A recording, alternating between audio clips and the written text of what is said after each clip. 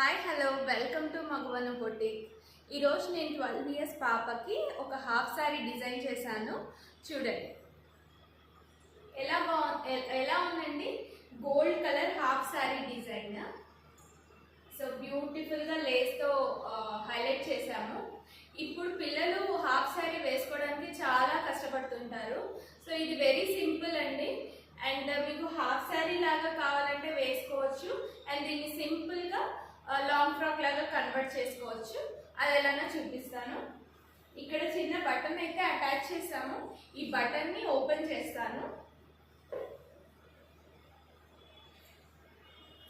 ఇలా బటన్ని ఓపెన్ చేస్తే so long frock with dupatta ready.